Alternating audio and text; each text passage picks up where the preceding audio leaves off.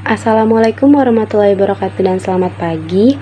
Kami dari kelompok 9 yang beranggotakan yang pertama Muhammad Dafa, kedua saya sendiri Sherly Monalisa, ketiga Nurdianti, dan keempat Asrabi akan mempresentasikan mengenai distance learning atau yang sering kita sebut dengan pembelajaran jarak jauh. Banyak anak usia sekolah yang tidak dapat mengikuti pendidikan konvensional karena tinggal di tempat yang terpencil dan jauh dari sekolah. Banyak anak maupun orang dewasa yang ingin memperoleh pendidikan tetapi tidak dapat mengikuti pendidikan konvensional karena harus bekerja untuk mencari nafkah pada jam sekolah. Di sisi lain, usaha pembangunan pendidikan dengan cara yang konvensional seperti membangun gedung-gedung sekolah maupun mengangkat guru baru tidak lagi dipandang sebagai langkah yang mampu memecahkan masalah pendidikan. Apalagi saat ini, saat pandemi COVID-19 yang mengharuskan kita untuk belajar di rumah saja, menjadi PR untuk pemerintah untuk mencari solusinya. Nah, salah satu sistem pendidikan yang dapat ditempuh dan dikembangkan dalam upaya memberikan solusi dari persoalan-persoalan tadi adalah sistem pendidikan terbuka atau sistem pembelajaran jarak jauh. Yang pertama, kita akan membahas mengenai pendidikan jarak jauh atau yang dapat disebut dengan distance education. Nah, pendidikan jarak jauh ini secara eksplisit sudah termaksud di dalam Undang-Undang Republik Indonesia Nomor 20 Tahun 2003 tentang Sistem Pendidikan Nasional pada bab 6 jalur, jenjang, dan jenis pendidikan pada bagian ke-10 pendidikan jarak jauh. Pada pasal 31 berbunyi, yang pertama, pendidikan jarak jauh diselenggarakan pada semua jalur, jenjang, dan jenis pendidikan. Kedua, pendidikan jarak jauh berfungsi memberikan layanan pendidikan kepada kelompok masyarakat yang tidak dapat mengikuti pendidikan secara tatap muka atau reguler. Ketiga, pendidikan jarak jauh diselenggarakan dalam bentuk, modus, dan cakupan yang didukung oleh sarana dan layanan belajar serta sistem penilaian yang menjamin mutu lulusan sesuai dengan standar nasional pendidikan. Keempat, ketentuan mengenai penyelenggaraan pendidikan jarak jauh sebagaimana dimaksud dalam ayat 1, 2, 3 diatur lebih lanjut dengan peraturan pemerintah. Nah, lalu ada 4 elemen yang menjadi karakter dari distance education, yaitu yang pertama, adanya keterpisahan antara guru dan peserta didik. Kedua, adanya peran dari lembaga pendidikan. Ketiga, adanya peran media untuk menyatukan guru dan peserta didik. Dan yang terakhir adalah adanya perangkat untuk penyelenggaraan two-way communication antara guru, tutor, atau agen pendidikan dengan peserta belajar. Lalu pada Undang-Undang Nomor 20 Tahun 2003 tentang Sistem Pendidikan Nasional, Pasal 1 Ayat 15 menjelaskan bahwa pendidikan jarak jauh atau PJJ adalah pembelajaran atau pendidikan yang peserta didiknya terpisah dari pendidik dan pembelajarnya menggunakan berbagai sumber belajar melalui teknologi informasi dan komunikasi ataupun media lain. Nah, berdasarkan definisi-definisi tadi dapat kita simpulkan bahwa pendidikan jarak jauh atau distance education adalah sebuah pendidikan yang dirancang agar terjadi proses belajar meskipun pada keterpisahan jarak antara pendidik dan peserta belajarnya. Nah, lalu ada faktor-faktor yang mendorong penggunaan pendidikan jarak jauh. Nah, yang pertama yaitu karena adanya laju pertumbuhan dari teknologi informasi seperti radio, televisi, telepon, komputer, bahkan internet. Nah, ketiga, karena berkembangnya dengan cepat dari ilmu pengetahuan sendiri. Lalu yang ketiga adalah kenaikan biaya pendidikan, meningkatkan penggunaan metode pendidikan jarak jauh. Nah, selanjutnya adalah distance learning atau pembelajaran jarak jauh. Nah, secara harfiah, pembelajaran jarak jauh ini berarti pembelajaran yang berjarak. Jika sekolah formal, guru dan siswa berada pada tempat dan waktu yang sama, maka pada pembelajaran jarak jauh tidak berada pada tempat yang sama. Nah, pembelajaran jarak jauh ini tidak terikat oleh ruang, jarak, dan waktu. Nah, jadi pembelajaran jarak jauh ini merupakan proses pembelajaran yang terjadi di mana guru dan siswa tidak bertatap muka, tetapi terjadi dalam waktu dan tempat yang berbeda dengan menggunakan media tertentu yang telah dipilih untuk mencapai tujuan pembelajaran. Nah, pembelajaran jarak jauh adalah bidang pendidikan yang berfokus pada pedagogik, teknologi, dan desain sistem instruksional yang bertujuan untuk memberikan pendidikan kepada para siswa yang tidak secara fisik berada di kelas konvensional ataupun kampus. Nah, ada dua model pembelajaran jarak jauh. Nah, yang pertama adalah pembelajaran jarak jauh dengan lingkup e-learning atau sebuah media online yang memiliki sumber untuk menunjang proses kegiatan belajar mengajar berbasis teknologi informasi melalui internet. Nah, lalu yang kedua adanya pembelajaran dalam bentuk pelatihan jarak jauh. Nah, selain ada buku, modul belajar, latihan soal, ataupun tes online, sistem ini biasanya tetap menerapkan adanya proses tatap muka dalam proses belajar mengajarnya. Nah, sehingga kompetensi keterampilan dalam pelatihan ini diharapkan memiliki kualitas yang dapat dipertanggungjawabkan. Nah, selanjutnya adalah adanya pengaruh dan hasil pembelajaran jarak jauh. Nah, yang pertama, perkembangan pembelajaran jarak jauh ini memiliki pengaruh terhadap dunia pendidikan, antara lain yang pertama pada teknologi informasi dan komunikasi. Nah, khususnya komputer dengan internetnya yang berkembang dengan pesat dapat mempercepat aliran ilmu, pengetahuan, dan informasi menembus batas-batasan jarak, ruang, waktu, atau birokrasi. Dan yang kedua, adanya kompetensi bebas, perdagangan bebas, dan hilangnya monopoli. Lalu, apa sih hasil dari pembelajaran jarak jauh?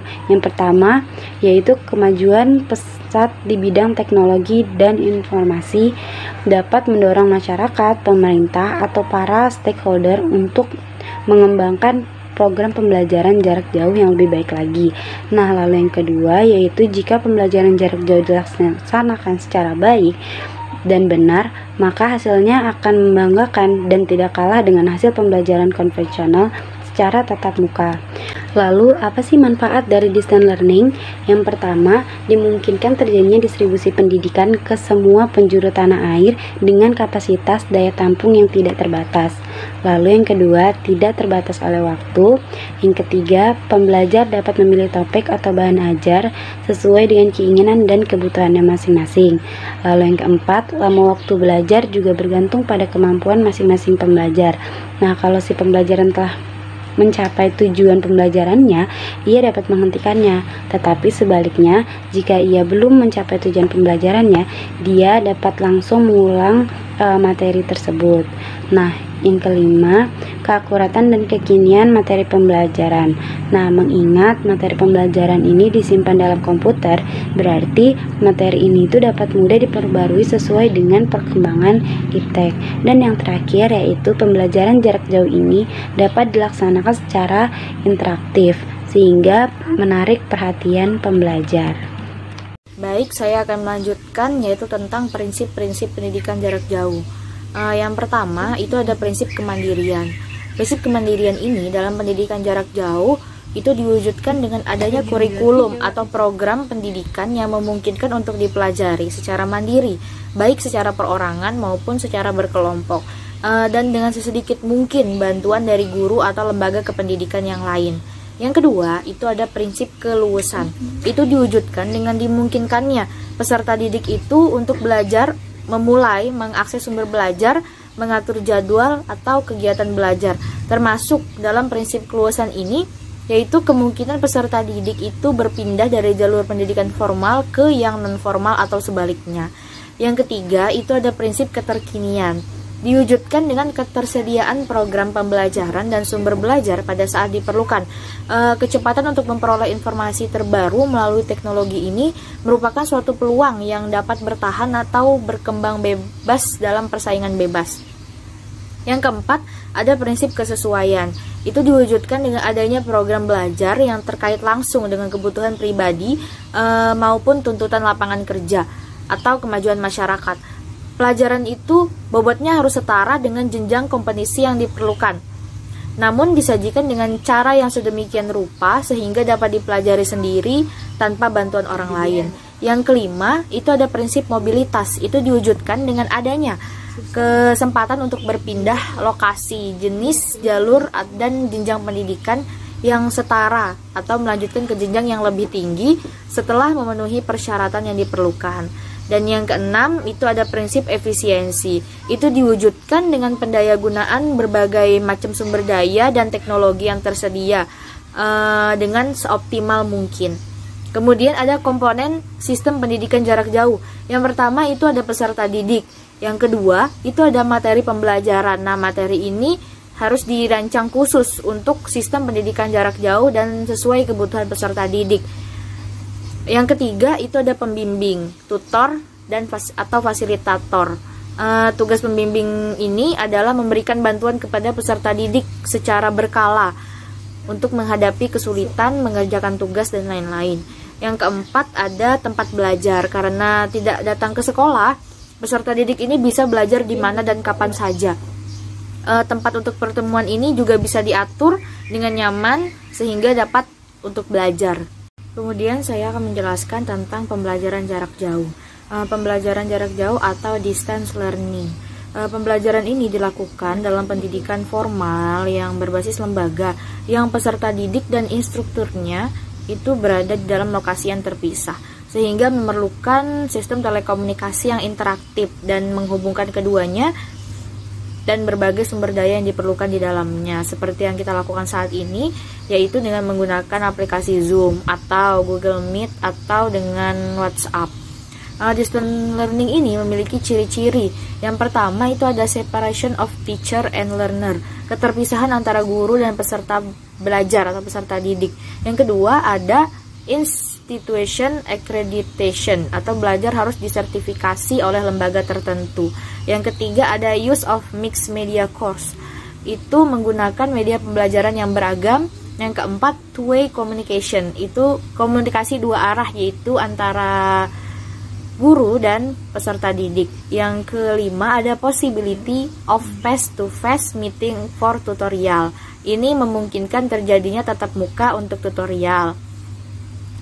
Misalnya diperlukan untuk praktek, itu bisa memungkinkan untuk tatap muka. Yang keenam itu use of industrial process, itu menerapkan proses industrialisasi. Assalamualaikum warahmatullahi wabarakatuh. Perkenalkan, nama saya Asrabi Abdi Laila dengan NIM 19050466041. Di sini saya akan menjelaskan faktor penting keberhasilan pembelajaran jarak jauh. Yang pertama yaitu instruktur harus semangat dan konsisten. Yang kedua yaitu melibatkan dukungan administratif. Yang ketiga yaitu bahan-bahan pengajaran harus direncanakan dengan baik. Yang keempat yaitu fasilitasi dan dorongan terhadap interaksi peserta didik dengan instruktur maupun dengan para peserta didik. Kemudian yang kelima yaitu pelatih harus tetap berkomunikasi secara rutin dengan peserta didik. Yang keenam yaitu kemampuan untuk menggunakan setiap teknologi. Yang ketujuh yaitu masalah-masalah komunikasi dan teknis harus diselesaikan begitu muncul. Yang kedelapan yaitu instruktur harus menggunakan berbagai metode interaksi dan feedback. Yang kesembilan yaitu peserta didik dapat menyimpan buku hariannya. Yang kesepuluh yaitu dapat melakukan kursus langsung tatap muka paling tidak 1 kali. Perbedaan pembelajaran jarak jauh dan pembelajaran jarak dekat. Para pendidik dan peserta didik dalam suatu proses pembelajaran yang notabene dalam hal ini banyak dilakukan secara terpisah di luar kelas. Secara terpisah di sini berarti antara instruktur atau narasumber dan peserta pelatihan tidak berada dalam satu ruangan yang sama atau tidak terjadi face to face, dan waktunya pun bisa berbeda. Interaksi pendidik dan peserta didik dapat dilakukan secara langsung maupun tidak langsung. Misal, melakukan chatting lewat koneksi internet atau disebut secara langsung, ataupun melakukan berkirim email untuk sekedar mengumpulkan tugas atau disebut secara tidak langsung. Guru dianggap sebagai orang yang serba tahu, yang ditugaskan untuk menyampaikan ilmu pengetahuan kepada pelajarnya. Sedangkan di dalam pembelajaran jarak jauh ini, fokus utamanya adalah seorang pelajar. Penerapan pembelajaran jarak jauh dalam pelajaran matematika. Model pembelajaran ini memberikan kesempatan kepada siswa untuk dapat mengkonstruksi pengetahuannya sendiri, sehingga siswa akan lebih mudah memahami konsep-konsep yang telah diajarkan dan mengkomunikasikan baik secara lisan maupun tulisan, dan melakukan pendekatan konflik secara kognitif. Baik, saya akan melanjutkan penjelasan dari teman saya, yaitu kelebihan dan kekurangan pembelajaran jauh. Jadi di kelebihan dan pembelajaran jauh, yang pertama tersedianya fasilitas e-moderating di mana pendidik dan peserta didik dapat berkomunikasi secara mudah melalui fasilitas internet tanpa dibatasi jarak, tempat, dan waktu.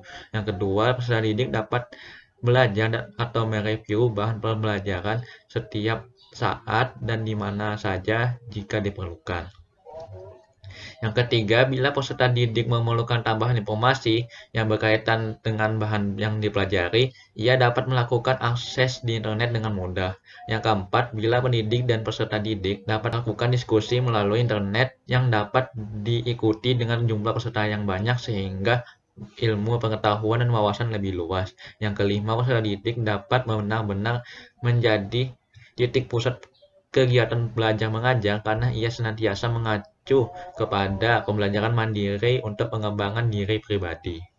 Nah, selanjutnya yaitu kekurangan pembelajaran jarak jauh. Yang pertama, kurangnya interaksi antara pendidik dan peserta didik atau bahkan antar sesama peserta didik itu tersendiri.